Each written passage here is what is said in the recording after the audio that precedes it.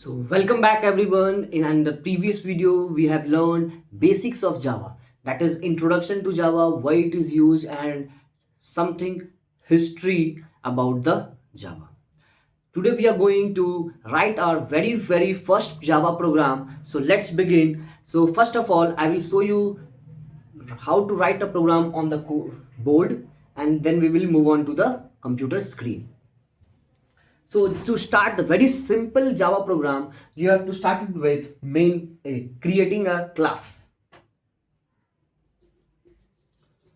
So public class first, then public static void main string args.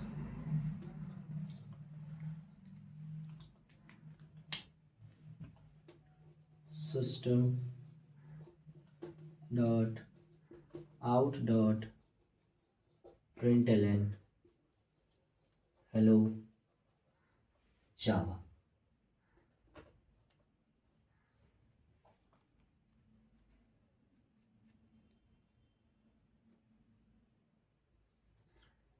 Now here closing the main function and the class function. So this is a very first and very simplest form of Java program.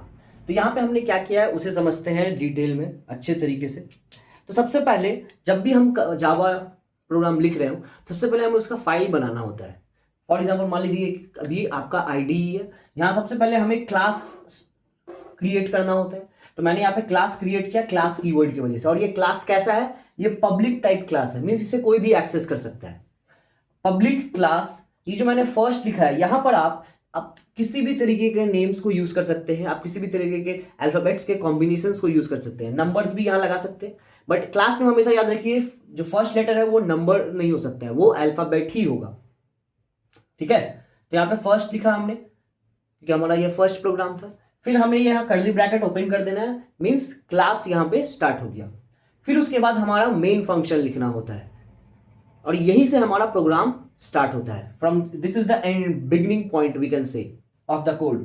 Public static void main string args, ये हमारा main function है.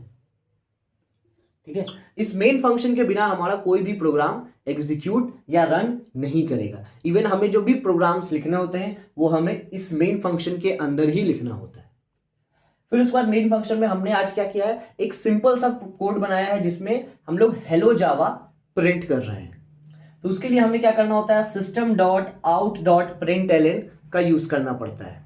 ठीक है, और जो भी message हम display करना चाहते हैं इस पैरेंथेसिस के अंदर, जो नॉर्मल ब्रैकेट जो है इस ब्रैकेट के अंदर डबल इन्वर्टेड कॉमर्स के अंदर लिखना होता है. आप इसके अंदर जो भी मैसेज आप लिखेंगे वो प्रिंट हो जाएगा. So now let's move on to the screen. उसे हम लोग प्रैक्टिकली अब इसे करके देखते हैं कि आखिर ये प्रोग्राम किस तरीके से एग्जीक्यूट होगा. वहां पे हम लोग सीखेंगे किस तरीके से जावा फाइल को क्रिएट करना है. आप कौन कौन से आईडीई का यूज कर सकते हैं. आईडी का मीन्स किस प्लेटफॉर्म पे आप लिखेंगे, नोटपैड पे लिखना चाहते हैं, वीएस कोड पे लिखना चाहते हैं या फिर किसी और प्लेटफॉर्म्स पे जिसमें आपको कंफर्टेबल हो. But for the beginners I will prefer notepad, कि आप नोटपैड में लिखें so that you will learn about the directories also.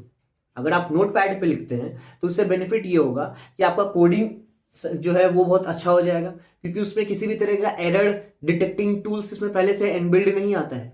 But अगर कोई और एडिटर अगर आप यूज कर रहे हैं, अगर वो टेक्स्ट एडिटर के अलावा कुछ और है जैसे वीएस कोड है, वहां पे क्या है आपको एरर्स हाईलाइट होते नजर आएंगे, येलो ब्लैक येलो रेड या इस तरीके से. तो अगर आप बिगिनर्स हैं तो नोटपैड का यूज करें, और जैसे मैं अभी नोटपैड का यूज करने जा रहा हूं.